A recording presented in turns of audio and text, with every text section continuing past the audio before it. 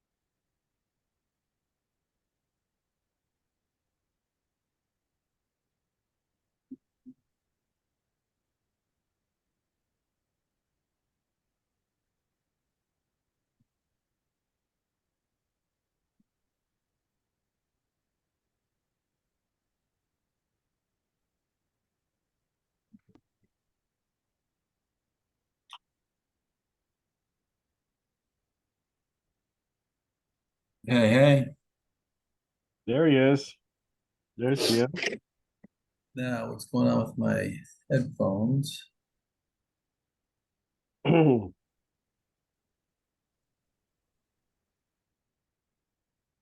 hear us? All right. Yep, loud and clear. So I had a lot of fun preparing for this session. I enjoy preparing for these sessions because I always learn stuff I don't know. I Mm-hmm. always learn more about a topic than I thought I knew. And this is an interesting topic that I keep getting more calls on, more realtor confusion. And so it's fun for me to hear. So you go on popular media, right? And you hear where people are getting their messages from and getting their ideas from. And I was able to hear some realtors, some pitch men talk about, and pitch women. Now there's pitch women out there talk about the topic of seller financing and creative finance. But today I want to focus just in on seller financing. And I was able to see where these kind of misconceptions are coming from. So it was really interesting. And as usual, I really enjoyed preparing for this topic that we're covering today, which I'm very passionate about.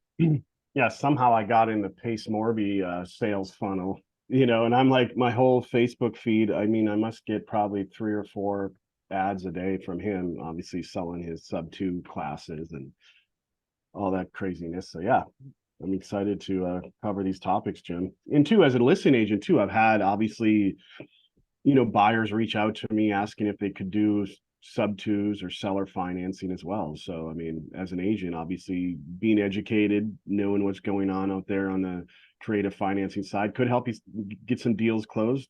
Obviously, as a buyer's agent, could help your buyers on a unique situation as well. So that's what we're going to talk about today specifically, like how to lever this stuff and Yeah. make it work for you in this market. And I think everyone would agree, right? This isn't the easiest market we've ever seen. It's just not. These are challenging times, and Yep. sellers still think they're sitting on gold, and buyers think that they should still be paying bronze. And so there's a standoff, and there's a shortage of inventory, and there's interest rates that are absolutely keeping sellers from wanting to sell and relocate. We had a couple of deals canceled for realtors that for sellers that got cold feet at the last minute. And I've taken some calls lately, not deals in this office, but where buyers were willing to give sellers money just because they didn't want to close. They Wow. didn't, they started looking at what was going on with their employment. They started looking at what was going on with the markets. And they thought maybe if we sat down and maybe if they sat back and waited for another property to come up, they actually gave the sellers money not to close. And the sellers were kind of behind the scenes telling me they were kind of happy because they didn't want to close because they couldn't find replacement property as easily as they thought, and they didn't want to pay the high interest rates. Yep. So we really gotta dig down and figure out how we get these things done. We got to dig down and we got to figure out what we can do that's unique that other people aren't doing. I'm looking for today's outline. Let's see, signability, renting, special assessments, walk through. We got a million topics here we've covered. Yeah. Yeah. Might just watch them real quick. I got this shit. Yeah, I can text it to you, Jim. No, that's all right. It's here somewhere. Somebody's got their mic on. Going around. Realtor education. I just texted it to you. Grazie. We can do it that way too. Oh no, I was looking just for our general outline. I had it up and I don't know what happened to it. I'll send you that one too.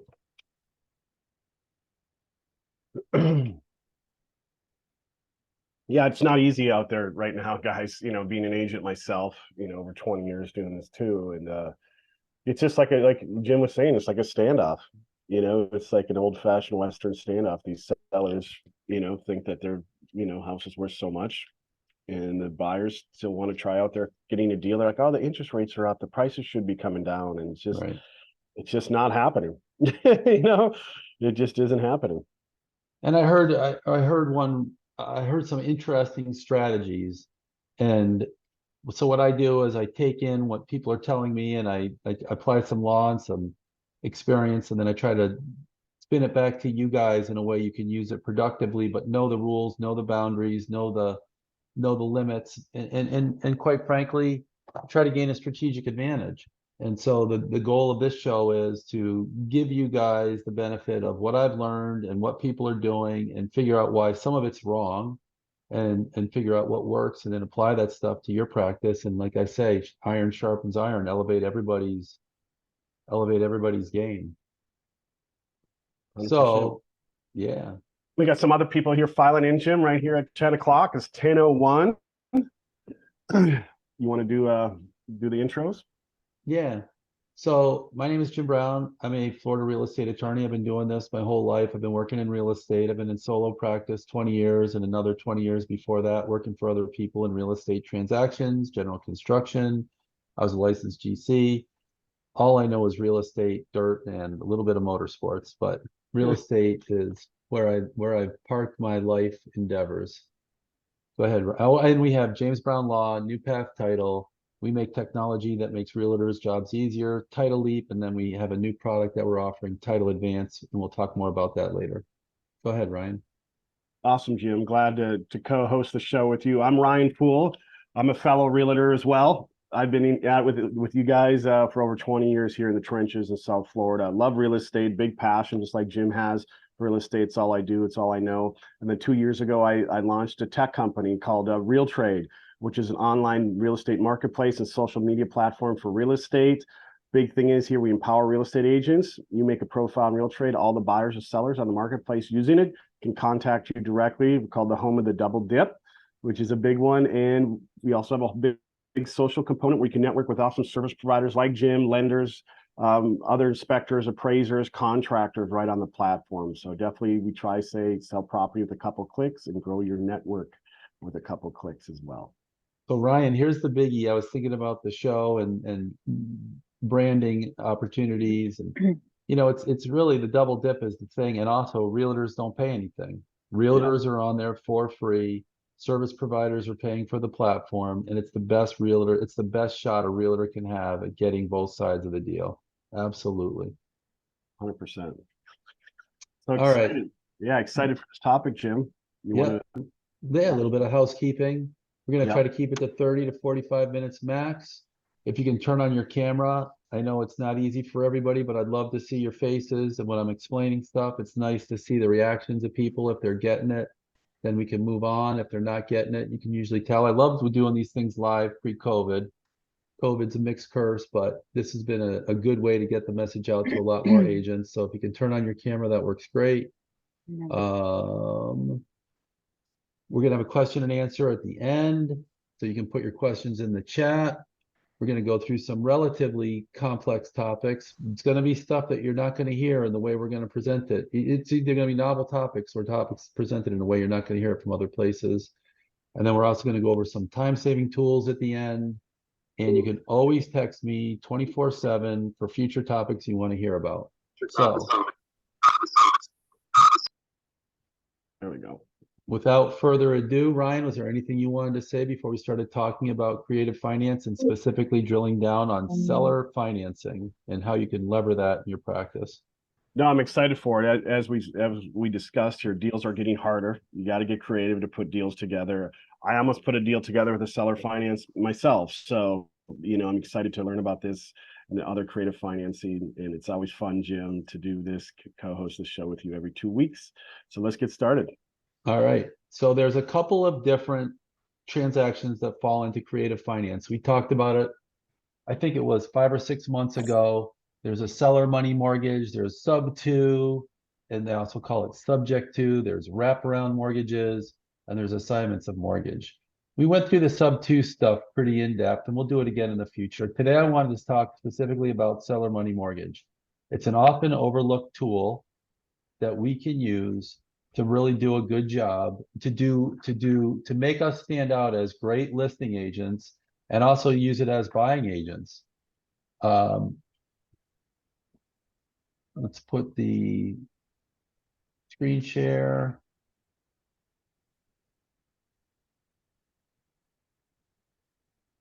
Bada boom, bada bing. We got this little, there we go. Ryan, are you looking at the creative finance? Crystal clear, Jim. Creative finance outline? All right.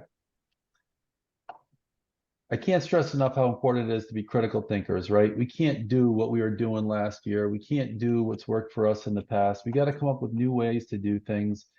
And in the end, you're going to get a heck of a lot of respect out of your clients if you can come up with innovative ways to present the topics. So that's what we're talking about today. Different ways to present your deal, to try to get deals done when deals are having a hard time getting done. So a lot of realtors have called me lately about creative financing. Subject to is one of those topics that we've talked about. I'm going to give you guys this outline after the show so you don't have to write anything down. This is what we talked about a second ago. So there are four basic types: seller money mortgages, sub twos, wraparounds, and assignments. Today, we're specifically talking about seller money mortgage. So let's jump right into it. It's also called seller financing, purchase money mortgage. Switch that tab, Jim, so they can see. They can't see the outline. It just says realtor education. Let me switch it over so maybe they can read it as we go. Yep. Let's see. Share. I'm on the wrong one then. Yeah, just the other tab is like.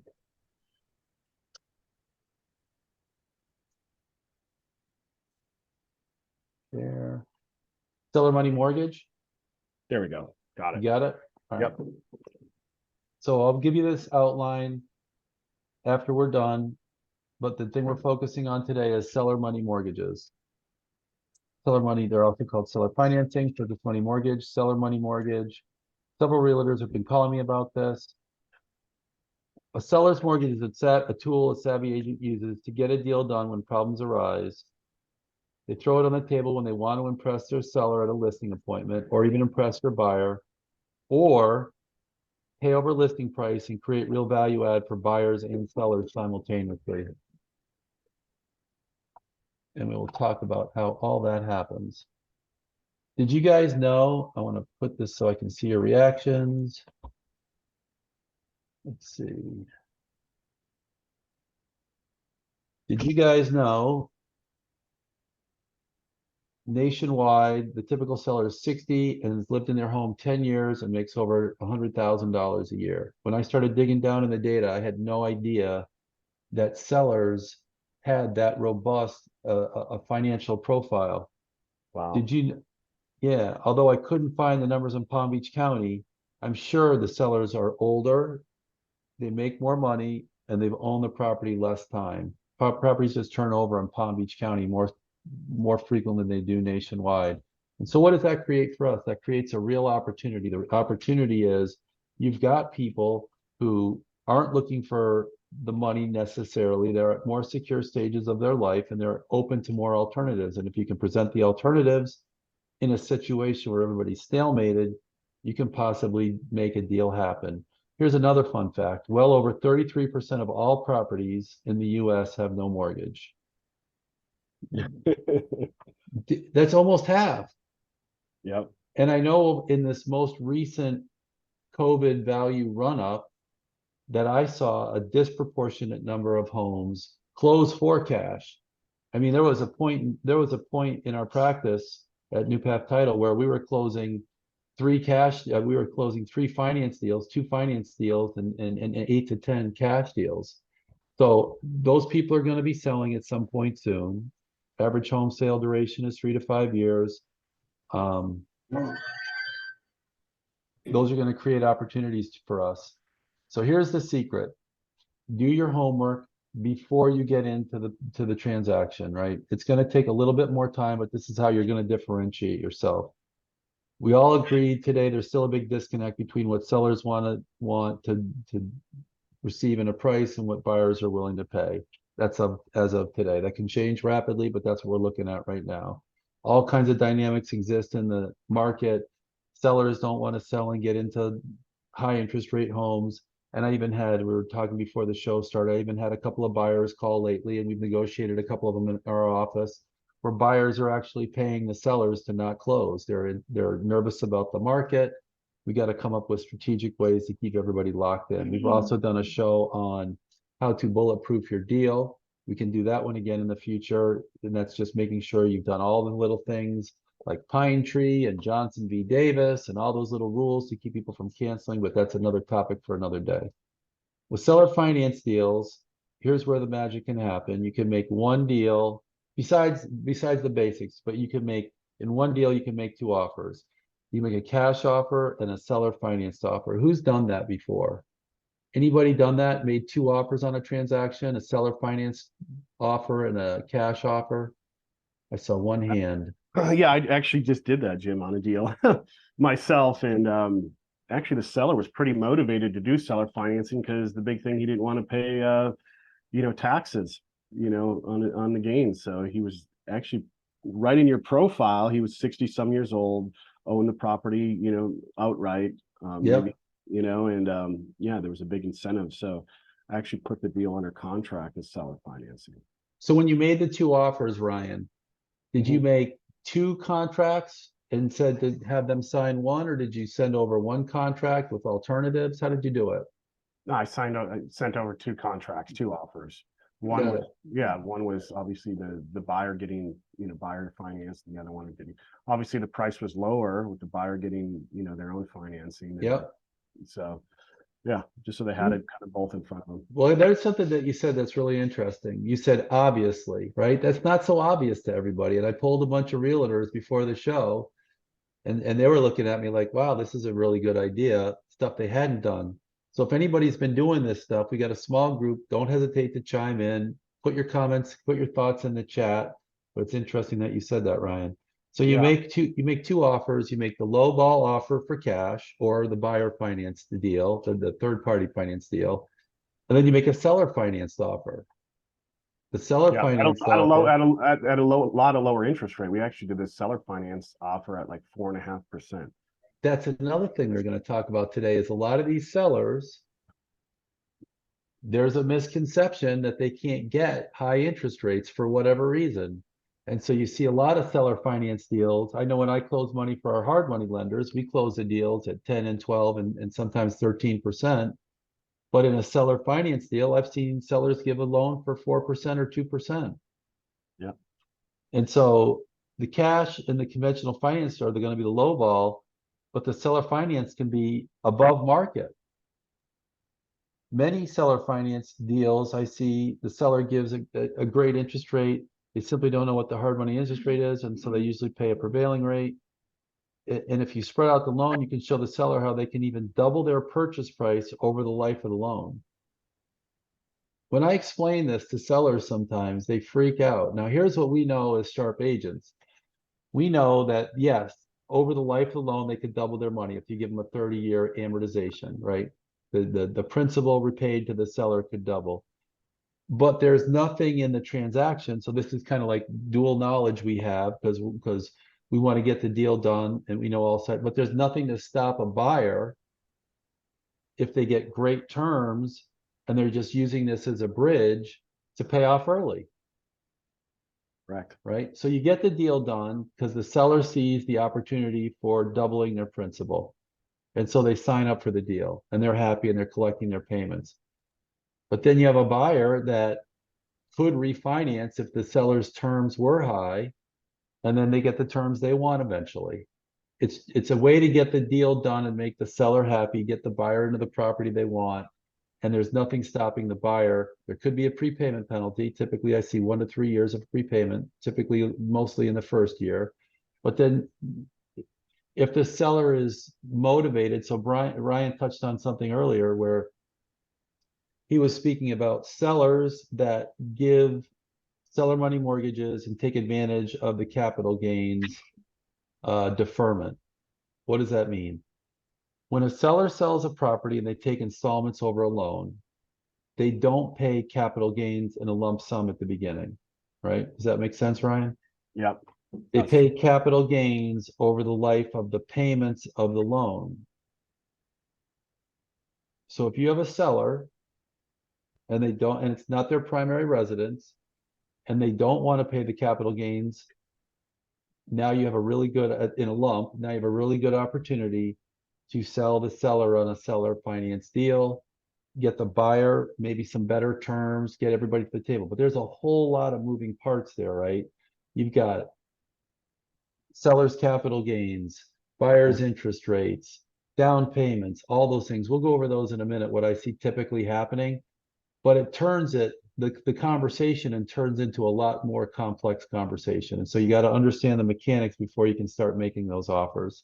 Hey, Jim, Serena has a quick question here. Is it normal for seller finance to have a 30-year loan? You had mentioned that we're most seem likely they want to do a balloon, which, yeah, the one that I had too, the guy wanted to do a interest only 5-year, 5-year balloon. So there's a number of different ways you can structure it. Typically what Ryan said is what we see the most. So it might be a 30-year loan with a 5-year amortization that balloons at 5. What does that mean? That means you do your normal mortgage calculations over 30 years, and then at 5 years, they have to repay the principal. That's a pretty typical transaction.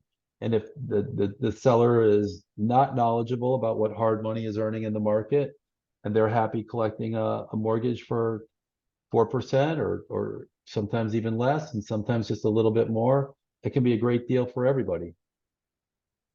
Ryan, just out of curiosity, your deal, did they jump for the cash third-party finance lower offer, or did they jump for the seller finance deal? Seller finance deal. It was funny because the seller, all they really wanted was, okay, they had a multifamily, it was 4 units, and he was netting about $5,500 a month, after his taxes and insurance and carrying costs, the property. So, long as the loan came out to that amount, and then he obviously sold it at a kind of a more of a premium price, Right. he was pretty happy with that. So, I guess each seller's different, Well, there's a real opportunity for buyers putting in less money up front into the deal. Yep. Getting seller financing and use somebody else's money to get into that property. There's no reason not to pay, when you're using somebody else's money. If you have to go out and buy the money, or you have to take your cash if it's an investment deal and tie it up all in one property to get the great price, do the math. It can really serve you well to save the powder, keep the cash in the bank, get the seller financing, and like you said, on a multifamily transaction, now you've got ammo to buy other properties, and you're using the seller's money to finance your deal. Yeah. Like we said, many sellers don't know what hard money is paying. So they're happy to give, I see it all the time, they're happy to give prevailing rate, sometimes even below prevailing rate.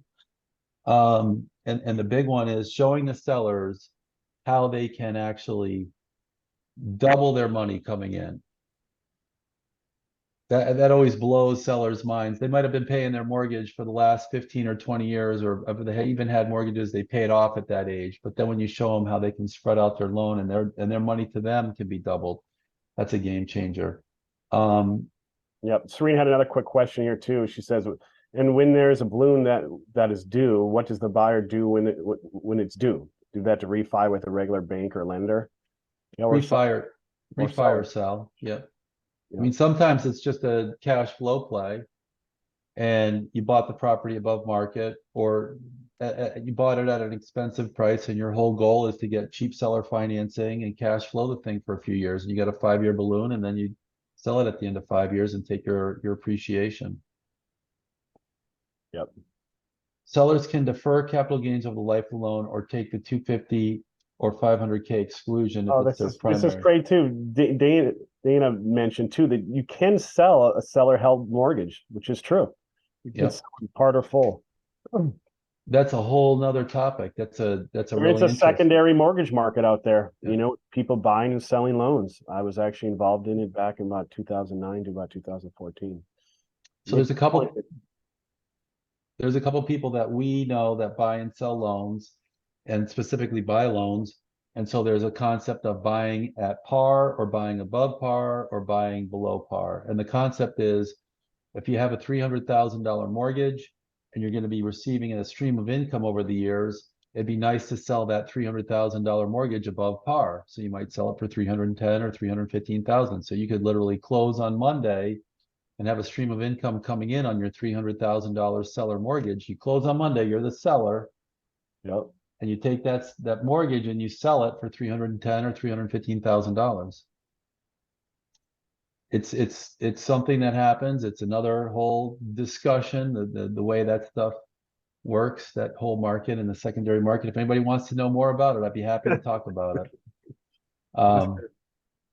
So you get so everybody knows, I'm assuming, that there is an exclusion. See, how do I pull down my hand?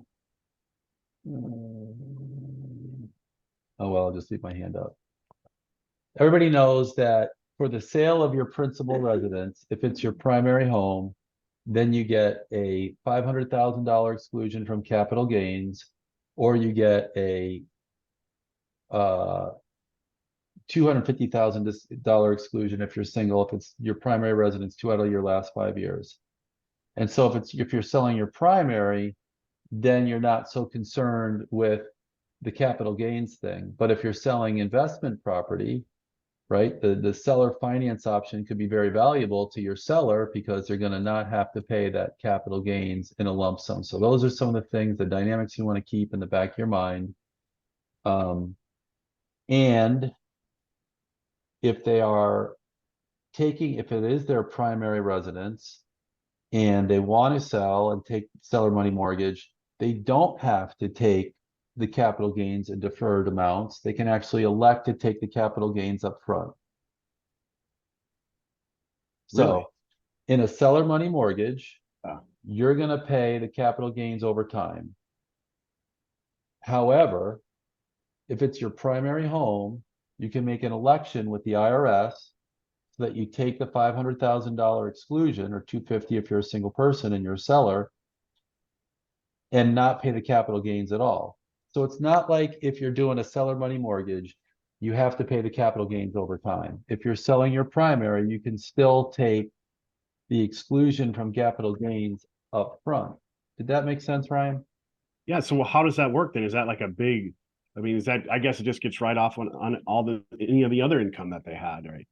Well, so the way it works is, let's just say you're selling your primary home and you have over $500,000 in capital gains. You bought it for $1 million, you're selling it for $2 million. You got $1 million in capital gains, just rough numbers. If you wanted to take seller financing, you would be paying capital gains on that. The default provision in the IRS is you're going to be paying capital gains on those payments over the next ever long the term of the loan is, right? Yep. But it's your primary. So you want to take the exclusion, you can actually make the election to take the $500,000 exclusion at the time you sell.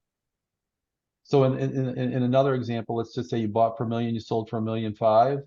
Now you don't pay any capital gains, just like you would have if it was a cash purchase. Got it.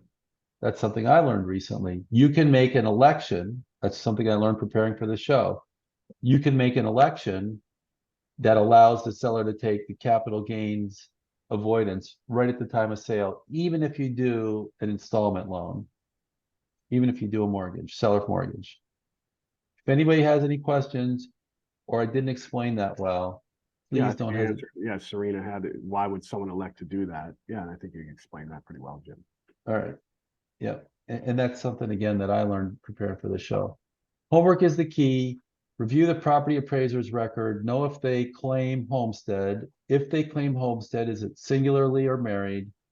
How do they hold title? Entity, trust, married, single, and know when they bought, right? All those things are relevant. If you're going to be talking about homesteaded property, you want to make sure that they were there 2 of the last 5 years to get the exclusion. That doesn't mean that was their homestead in their last year. These are all the questions that realtors are going to ask at the listing appointment or leading up to the listing appointment, so that you walk into that presentation, or you're giving all the best options, and they love you, and they're married to you, and they think you're the all say knowing agent.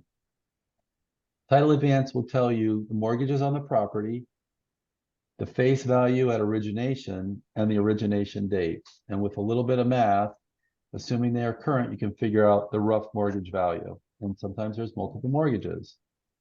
You also have to see if there are PACE loans. So we had wide green loans and PACE loans. You have to go to the tax collector's website and see if they're collecting for wide green loans and PACE loans, because those are becoming more and more of a problem. If a seller mortgage, think of a seller mortgage like any other mortgage. On the day of closing, title transfers to the buyer. Now we're going to get into the basic mechanics. I've had a lot of agents call me, who's in title after a seller money mortgage? If the seller gives financing, who's in title? How does that all work? It's just like any other mortgage. At the day of closing, title transfers, the buyer signs a note and mortgage, the mortgage is recorded, and a lender gives the money to the buyer to give to the seller. And a lender gives the money to the buyer to give to the seller, right? So you have a, no. Oh, okay, that was how a regular mortgage works. In a seller mortgage, however, instead of a commercial lender giving the money to the buyer to give to the seller gives the money to the buyer, and the seller simply walks out of the closing room with 2 things: less cash in hand and a note from the buyer to pay the seller the cash over time.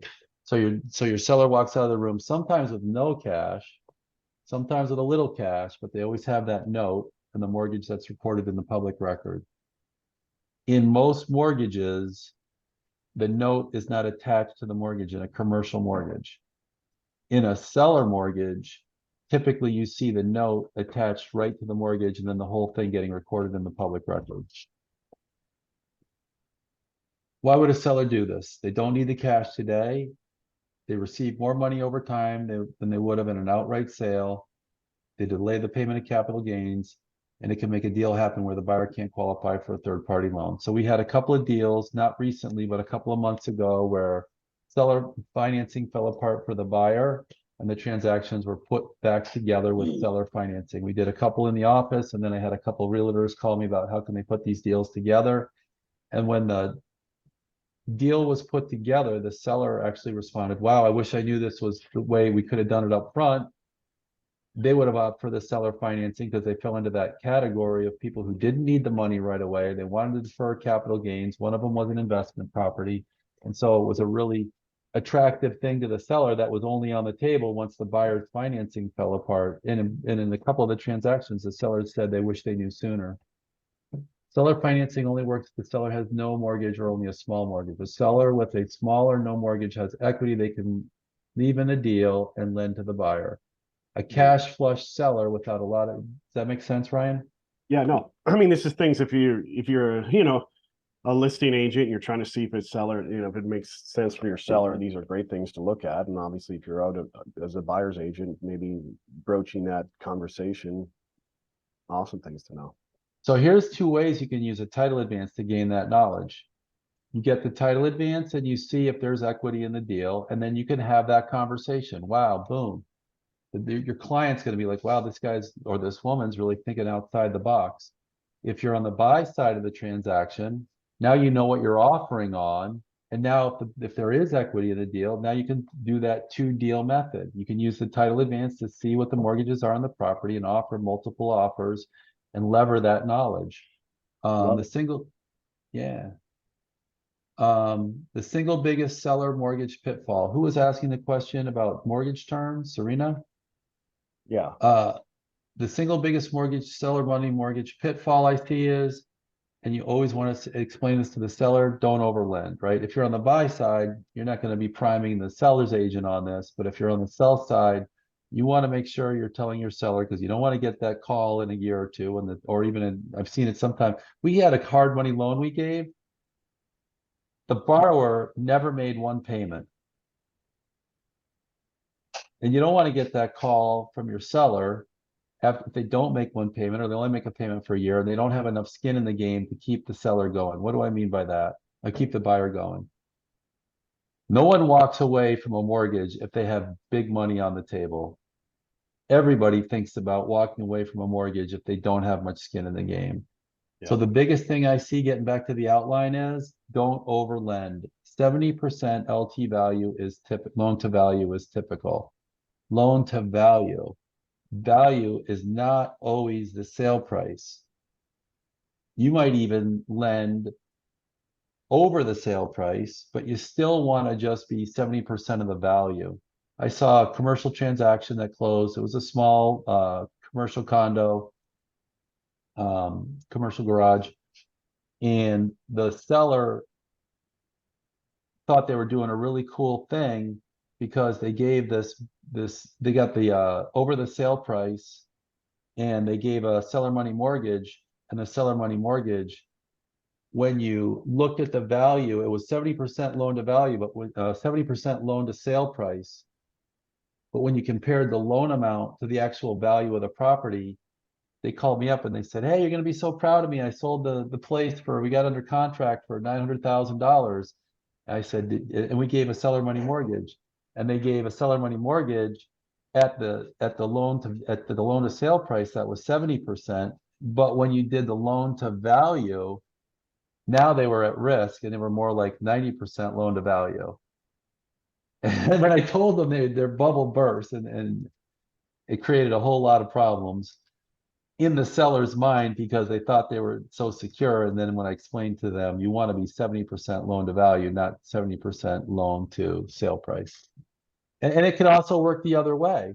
I've seen deals where the property was selling below market, in one case recently, dramatically below market. Don't ask me why. And 70% loan to value was almost the sale price. So we picked up a deal where our little lending group we have was actually lending, and the sale price and the loan amount were very, very similar. And that was because the property was selling below market. When you looked at 70% loan to value, now they're getting a big piece of the financing right at the table. So if anybody has any questions, don't hesitate to Serena, chime in. she just has a great question here. This is why you're on the show here, Serena. I have a seller that wants to possibly do seller financing, but I'm new to all of this. Is it best to have them talk to someone like you all? Yeah, or, absolutely. yeah, no, Jim does this all Just the text time. me. Yep. Jim does this all the time. And correct me if I'm wrong, Jim, but you can do all the seller financing documents right there in house for new Pat title. Yeah. Yep. We can take care of all that stuff. We have the law firm generate it, and New Path closes it. Yeah. I guess too, just as an agent, like right too, even if you're giving tax, you never give like tax advice or anything. You kind of whet their appetite, get them excited about the possibility. Exactly. Same thing. Hey, talk to your CPA, talk to your attorney. Here we have, James Brown Law that can go over a lot of the benefits here, for doing a seller finance deal. And I can even get you the documents and everything right there in house, which is great. You always want to be the conduit of information. You don't want to be the final endpoint of the information, right? So you want to whet their appetite. You want to tell them some things about opportunity zones, cost segregation, seller financing. You want to sound like the expert. You want to be the expert, but you don't want to give them the final determination of what option they should pull. You want to refer them to their CPA. You want to refer them to their tax preparer or tax strategist. Typical loans I see sellers giving. Some of these can be problematic. I see a lot of sellers giving 95% financing. Some are smart and some offer 70, but some give 95%. I see 4 to 10% interest rates. I see 30-year AMs. I see 5-year AMs. I see all kinds of stuff. That's what I see sellers giving, and no prepayment penalties. Safe loans, I feel comfortable advising sellers on. When sellers call me and they say, hey, what do we give? I say 70% LTV. So this is when I'm advising sellers, 8 to 12% interest, 1 to 30-year term, interest only or amortized, depends on how long the seller wants their money and their payment stream. And again, I've seen properties sell far north of value because of the seller's offered seller financing. Some realtors structure amortized deals. They look good at closing, but can become a disaster for the unsophisticated lender seller when collecting payments or paying off. Make sure that, does that make sense, right? So Yeah. when you're talking about amortized loans, when you make your first payment in year one, it's mostly interest and only a tiny bit of principal. And as time goes on, you're paying more principal and less interest. And so when these people pay off, if you're not up on it, it can be problematic. Make sure the terms conform with the Dodd-Frank rules. The Dodd-Frank rules appear in the FAR seller financing addendum. Sellers need to get 2 things from the buyer in every single deal: proof of insurance and a survey of the property. If you're a lender and the buyer says, I don't want to get a survey of the property, and you've owned the property for a long time and there's development around your property, I have seen seller finance deals where buyers didn't get surveys and seller lenders went to foreclose, and there's issues around the perimeter of the property. You just have to serve additional people, and it can be problematic. So you always want to get proof of insurance, naming you as the mortgagee. So you're going to get proof of insurance from the seller. We can give you referrals to insurance companies if you don't have them who know how to do this stuff. And you want to make sure you get a survey of the property. The survey of the property. You make a great point here, though, on this proof of insurance. And this is one reason, too, where the seller financing came, is the seller obviously isn't like a regular bank where they have all the stipulations on what type of insurance do you need to cover, right? Yeah. Like I was putting this deal together, and the buyer was able to get, to make the seller happy, didn't have to have wind, Jim. You know what I mean? So the buyer ends up saving about $7,000 a year, about 6,000 by not having wind insurance. I'm not suggesting anybody take advantage of anybody, but if the seller doesn't fully understand and you're representing the buyer, you want to tender deals favorable to your client. You don't have to educate all sides if you're the buyer's agent. Now, if you're a mixed agent and you're representing buyers and sellers simultaneously, you're going to do what Ryan said earlier. Talk to your CPA, talk to your insurance agent, talk to your attorney. You just don't want to be in that position of giving advice to both sides that may hurt one side.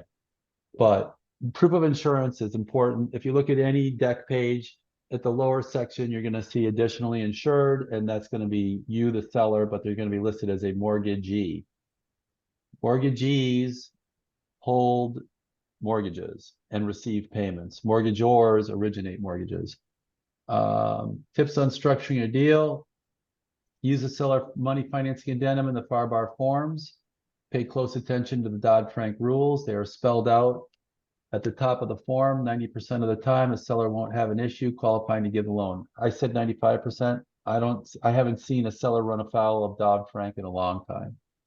Use title advance to determine if there is a mortgage on the property. If there is no mortgage, the seller can leave money in the deal and close the loan. You can also do a seller money mortgage where the seller has a small mortgage. You could do a seller money mortgage where the seller has a large mortgage, but they just have to put money in the deal. What do I mean by that, though? So I've seen seller money mortgage deals where the seller had a balance on their mortgage of, what's the most recent one I can think of, 150 grand. And the buyer, the payment at closing covered the payoff of the seller's mortgage. So the seller walked out of the room with no money in their hand, but they had the note. And that was their income from the sale. And again, the note over the life of the loan is going to yield twice the value of the sale price if you're a 30-year AM, typically 30-year amortization.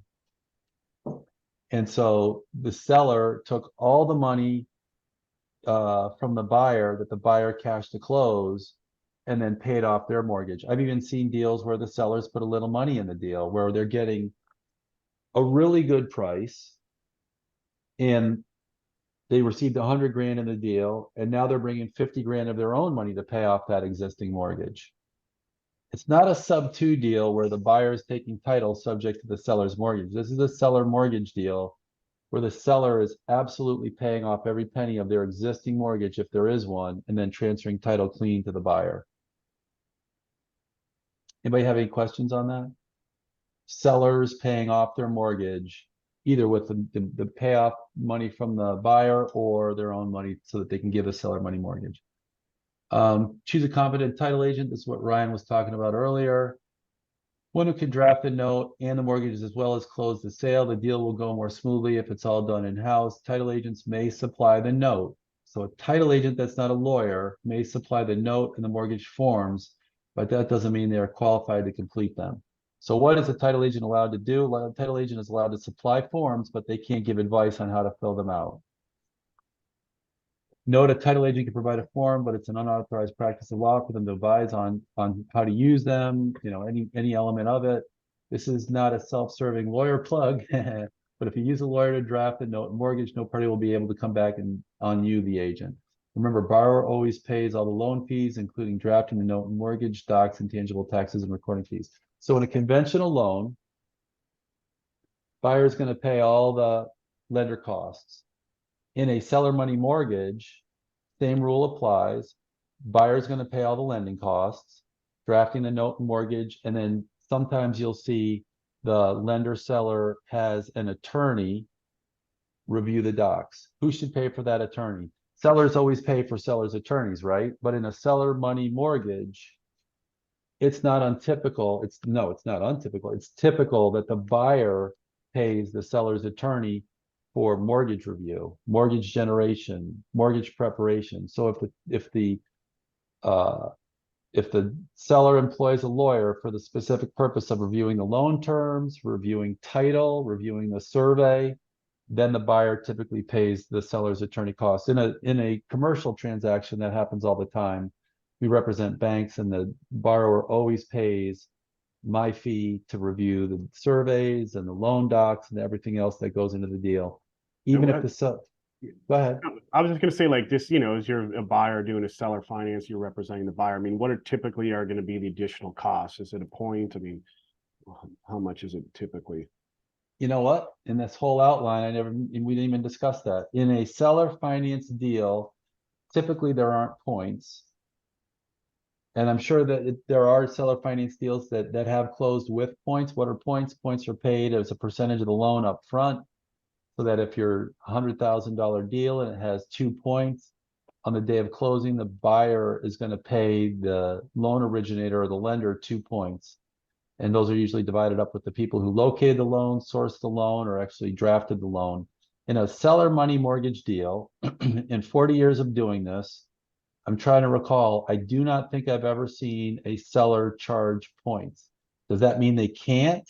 I wouldn't say it means they can't, but I've never seen it happen from a practical perspective. But they can charge the buyer the other fees that that we just discussed. And typically, like, what are those? Like, is there? So the typical realm of fees for preparing a note and mortgage is, I've seen $750 not too long ago. I haven't seen that much lately. It's typically around $1,500 now. Thank you, COVID. It's just skyrocketed the price of everything. And all the way up to $3,500, depending on the size or the complexity of the loan. Typically, a seller money mortgage deal, though, isn't complex. It's going to be about $1,000 to $1,500 document prep, and the seller lender attorney review, if there is one, and that's typically $750 to $1,000. I only see sellers attorneys reviewing the loan terms half the time, maybe. Usually it's just a document preparation fee, $750 to $1,000, $1,000, $1,500, somewhere in that field, somewhere in that range. Yeah, so it sounds like it's on par with just a conventional loan then, as far as cost. And Yep. Great. Yep. And as always, Buyers always pay the survey fee. They do the same thing here. My idea is probably not a good idea to tell the seller to include taxes and insurance in the mortgage payment unless they are a sophisticated lender and can be made.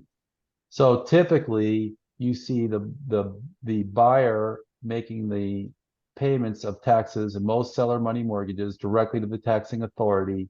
And then on the day tax due dates, then the seller lender reaches out and says, send proof of insurance, or they just go to the county appraiser's website and see that they've been paid or not. That's 90% of the time what I see. Every once in a while, you'll see the seller collecting taxes and making the tax payments, and I see a lot of those end up in disputes. Realtor exposure and potential liabilities. The single biggest, what are we at for time, Ryan? 45, 44? Yep. The single biggest mistake I see is giving the loan amount too big, right? So you don't want to be the one saying to the client, here's the loan amount you should get, whether you're the borrower. I mean, if you're representing the buyer, you want to have them borrow as much as they can. But if you're the seller's agent, don't be recommending loan amounts. The seller could be paying money in excess of what's received. Okay, so here's one example. We did a transaction not too long ago, and the seller lent 90%. The buyer came to the table with very little money. It wasn't a very expensive purchase. They made a couple payments and they didn't pay. Now the seller has to reach in their pocket to hire the lawyer to do the foreclosure. How happy was that seller? How hard did that realtor drive that deal with the terms? And that seller was furious they called me forever, wanting to do whatever they wanted to do to the realtor. In a small deal, a foreclosure is going to cost the same whether it's a big deal or a little deal. Sellers feel a lot better if they have 20 or 30 grand or 40 grand or 50 grand in their pocket or more to do their foreclosure than if they have nothing in their pocket and then they have to go out of pocket to do the foreclosure. Sellers does everybody know how a foreclosure works? Most people think that in the foreclosure, the foreclosing lender gets the property back. Can you see the comments, Ryan? The way my screen is set up, I can't. Yeah, I can see it. If anybody has a question about this, I want to make sure we nip this in the bud before we part company today. In a foreclosure, the lender forecloses and they get all their money back. They get the attorney's fees, they get the penalty interest, and they get every penny they have into the loan, provided the high bidder bids above the judgment amount. So let's just say it's a $300,000 mortgage. There's 15 grand in attorney's fees and another 5 grand in penalties and things like that. So the judgment is for $320,000, $300,000 mortgage, $15,000 in attorney's fees, and $5,000 more in penalties. And if you made a tax payment on behalf of the buyer, right, you may have to make a tax payment. There's another good point. As a lender, if the borrower is not paying their taxes, the only thing that can cut off your mortgage, not the only thing, the biggie that can cut off your mortgage is going to be the tax collector. So sometimes sellers have to make the tax payment for the buyer. If they haven't made payments for a few years and they're going to go to a tax foreclosure sale, lenders will jump in. And usually most lenders do this in the first year a borrower defaults. So the point, bringing it full circle, is if you foreclose, you will get all that money back, provided the bid exceeds the judgment amount. The judgment amount will include attorney's fees, default interest, and that tax payment the seller lender made. So now it's $325,000. If the bid is $325,000 or more, the property goes to the high bidder. If the bid is $325,000 or less than $325,000, the property goes to the lender by default. So that's the only way lenders get the property back. Now, I've also seen lenders be high bidders. Yep. So if the bidding is going up, and again, anybody stop me if they're not following what I'm saying, and don't be embarrassed. If the bidding is going up, I've seen lenders with a $325,000 judgment bid to $335,000 just so they could get the property. They liked the property, they invested, they fixed up the property, they repaired the property because the buyer abandoned it, blah, blah, blah, blah, blah. It was still a good value. I've seen them bid it up. So then they get the property. But if the property sells for less than that 325 judgment amount, then the lender is going to get the property. Why would a property sell for less than the judgment amount? 99% of the time, it's because they lent too much at the beginning. All the problems stem from the loan amount and sellers not understanding the problems that can arise if they overlend at the start. We talked about the tax benefits. We're at 349, parting thoughts. There is a lot here. However, seller mortgages are not as complicated as they appear. Again, text me 24/7. My phone number, my mobile number is on newpathtitle.com. Seller money mortgages would be a great tool for an unstuck or a frozen deal. I've had several people tell me at the end of the deal, I wish I knew this was an option at the beginning of the deal. They would have thought about it hard. And I'm super impressed, Ryan, that you use that on your own, the two offer method. Reminder your seller to check the taxes are paid. So if you do have a seller with a seller money mortgage, you want to stay in front of them periodically. Check that they closed in day one of the first year. Second year, they're given that seller money mortgage. You're always looking reasons to get in touch with that seller. Look at the taxes, give your seller a call and say, hey, congratulations, Mrs. Smith. I see that your borrower is still paying their taxes. You know, you can rest easy, and it gives you a conversation topic point with your seller in case they're doing other deals. Make sure the insurance is kept current. I have an agent that's worked for me on my personal properties. She is amazing. She goes above and beyond. She's rented stuff out for me. She always calls me ahead of time when the property's rented, and she says, the lease is coming up, and she says, oh, you gotta, you know, your lease is coming up. You want me to go out and find you a new tenant or something? Like, you can't say no. You can do the same thing with your sellers. You can call the seller and say, hey, I see the insurance is, you know, call the agent. I did this for a lender the other day. I called the insurance agent, said, hey, is the insurance current for the loan Mrs. Smith gave? And they said, I said, send me a copy of the deck page, and the insurance wasn't current. Wow. Called the seller and I said, hey, the insurance isn't current. You're a seller lender. They're like, oh my God, I had no idea. And so I made a little bit of attorney's fees, and the seller was super happy because if they had a loss, it's hard to imagine, and I've seen it happen, seller money mortgage, there's a loss, and the buyer just goes, oh, I'm out of here. You know, they only had a couple of grand worth of payments into the thing, and there was no equity, and they're gone. And now you're a seller with a piece of vacant land, basically, and a $300,000 mortgage on a $100,000 lot. It happens. Make sure the insurance is current. It's a great opportunity for you to get in front of your seller. Tell them what the taxes are doing. Tell them what the insurance is doing.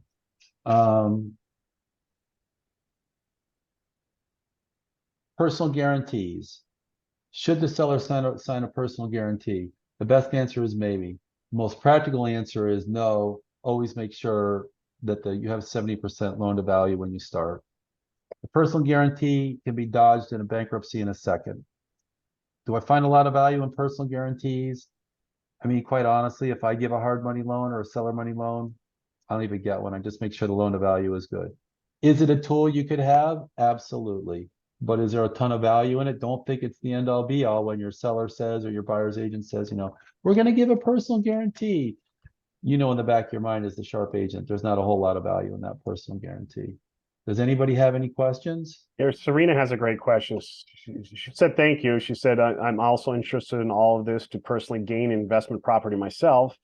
Feels like it's harder in certain market areas too, as well. Definitely, this is information you can use for your own self. It's harder in certain market areas, though. Looking in a popular area by a college doing Airbnb, which is a great, you know, a great option. A multifamily or a single family Airbnb would be a great one. I just did one on the seller financing. So, what is typically better, seller financing or sub two?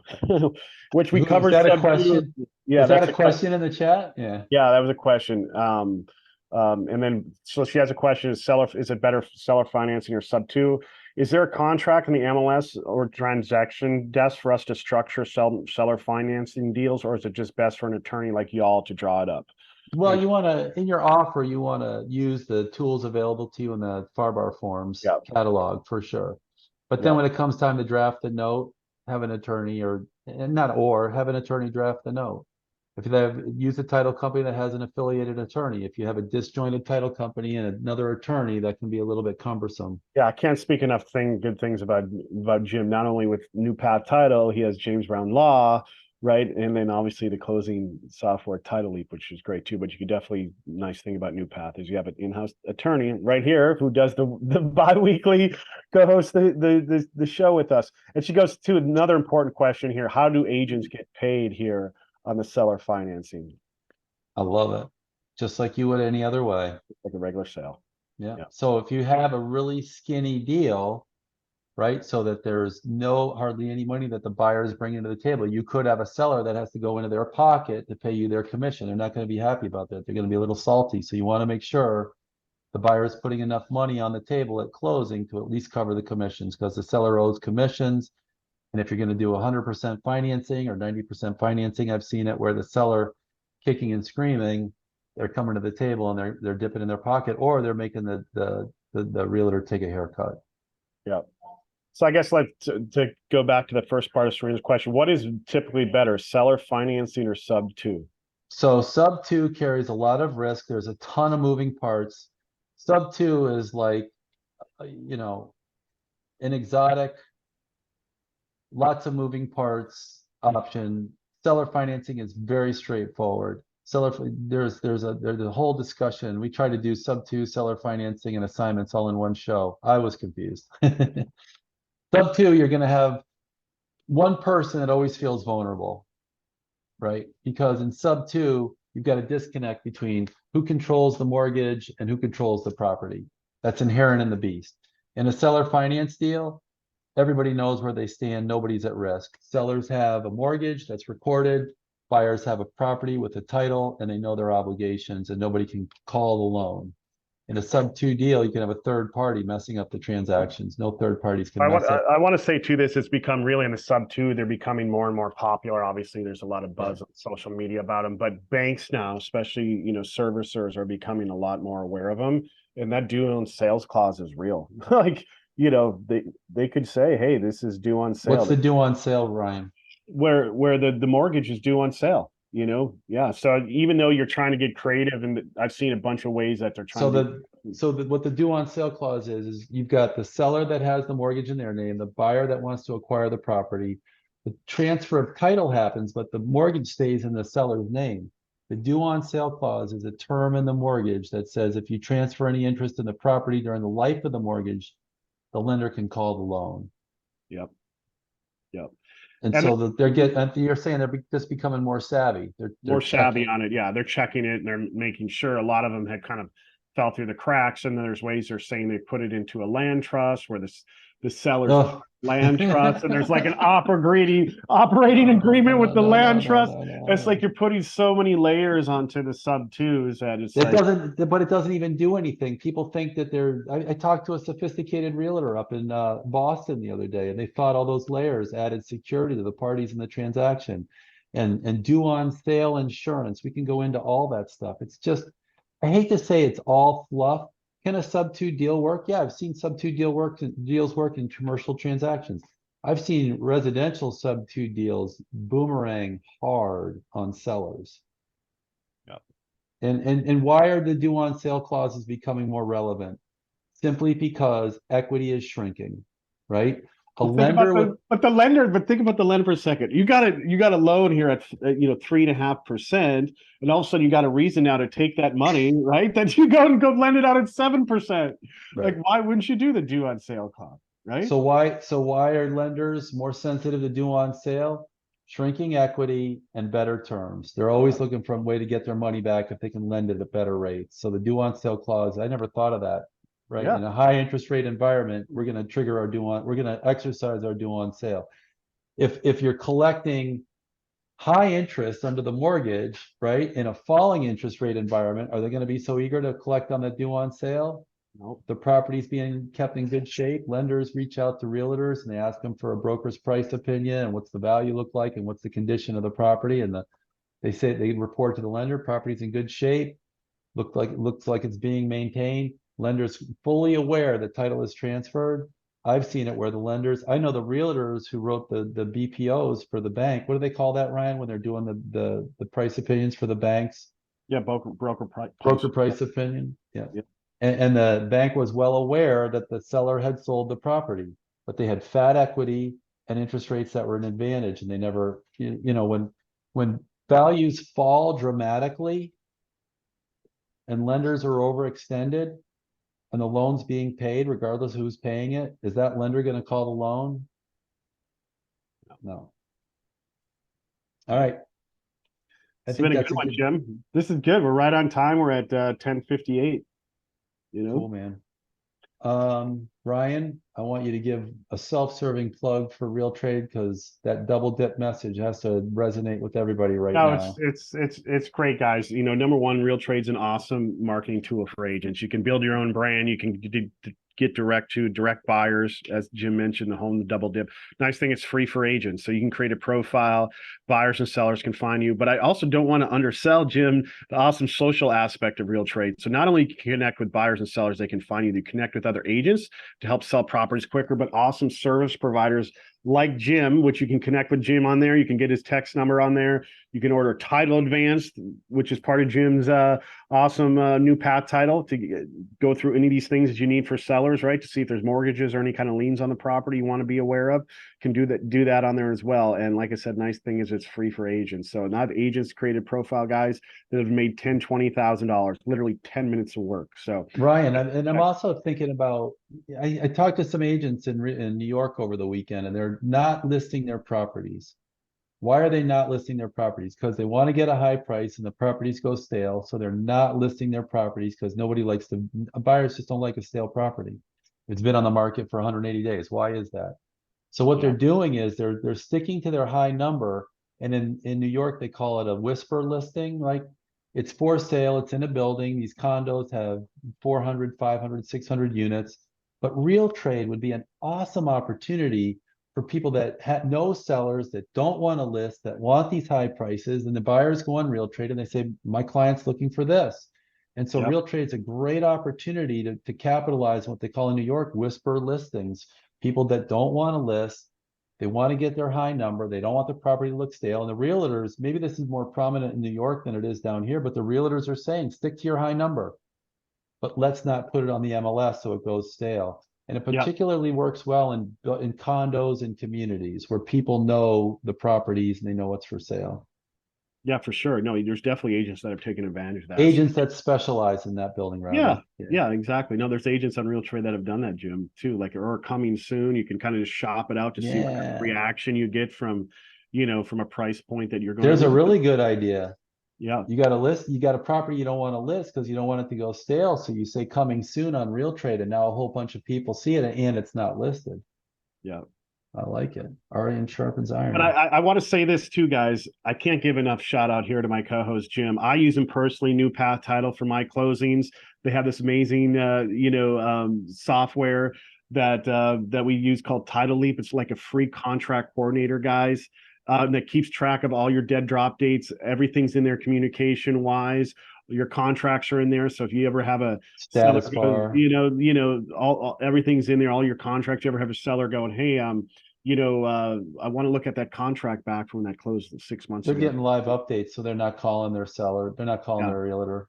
But I can't give a tough shout outs for that. And the cool thing is you guys got an attorney 24/7 that you can text questions to here, especially here for like a seller finance deal for free. And you can connect with him on RealTrade. That he has an awesome profile on RealTrade. So I can't. And I was thinking not over the weekend, last week we were talking to a couple of salespeople for Attorneys Title Insurance Fund, and what they're using Title Advance for when they talk to their realtors, because they're educating title agents all over the state. What they're doing is buyers come to the table, right? There's certain buyers that want to close in a certain amount of time, or they want to close quickly, or they don't want to get into problematic properties. Buyers are using Title Advance.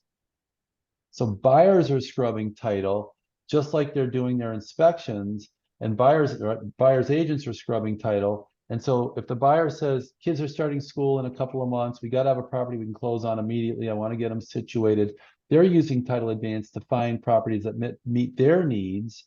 And then in paragraph 20, regardless of who pays for title, they're writing on paragraph 20, new path title shall be the title agent. And then we're getting the title work and we can coach you guys through the closing or provide whatever support services you need. So buyers are using Title Advance to identify properties that can be closed on in the buyer's criteria, and then make offers on those properties only, or even use it as a levering tool, making the offers because they know what the mortgages are. And then on paragraph 20, where it says additional terms, you can just write the closing agent shall be new path title. You can still leave the seller paying, but then you can control title. I love it. And that's it's just an awesome tool if you're a listing agent, right? To know that you're going to a listing, order a title advance, going into it, what the loan amount is, if there's any kind of crazy liens that you can, and you look like a sophisticated agent, going into a listing appointment. Can't say enough things about that. I mean, that's invaluable, and it's actually saved me. I use a title advance now on all my listing appointments, and you can order it right on RealTrade as well. And the thing that's really cool is in this office, we've got some real deal makers. The kids that we got some younger closing agents. They're super sharp. You can call, they can help you guys put together deals too. Tajay and Alini and Christian, they're sharp team. So everybody's always thinking outside the box. Make this thing close. Let's get out there and get some deals, guys. Let's have a great week, everybody. It's been a pleasure. Text us your questions. See ya. All right, thanks, guys. Bye.